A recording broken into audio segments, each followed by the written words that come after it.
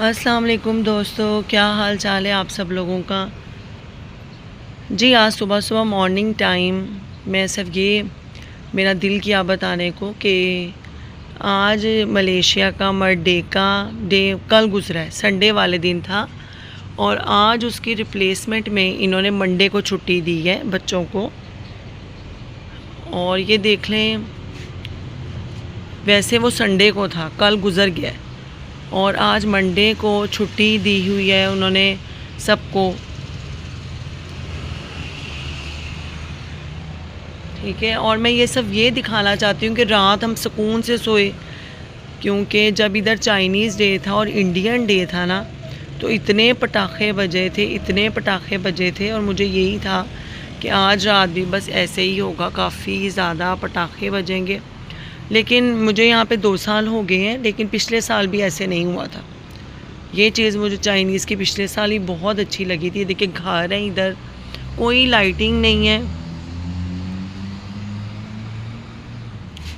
इधर से आज छुट्टी ही है तो ये ऐसे लाइनों की लाइनें गाड़ियों की लगी हुई हैं, लोग नहीं गए अपने, मतलब ऐसे ऐसे। ठीक है, सॉरी,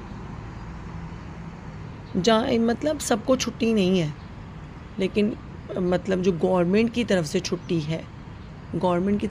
है, जो आम लोग हैं वो तो ज़ाहिर है कामों पे जाएंगे ही। ठीक है, उन्होंने छुट्टी दी है अपने दिन का बच्चों को याद करवाने के लिए, ताकि बच्चों को पता हो कि हमारा जो कंट्री है वो इस डेट को बना। लेकिन यहाँ पे आप देखें कि हज़ारों की तादाद में मकान हैं, बड़ी बड़ी बिल्डिंग्स हैं, कोई यहाँ पे लाइटिंग नहीं है। लेकिन इन्होंने मतलब लाइटिंग करके भी क्या, हमारे कंट्री में होता है झंडों की दुकानें, मैंने यहाँ पे कोई झंडों की दुकान भी नहीं देखी। लोगों ने लगाए हुए हैं झंडे, ये नहीं मैं कह रही कि नहीं, शोर नहीं है, बिल्कुल सुकून है एक।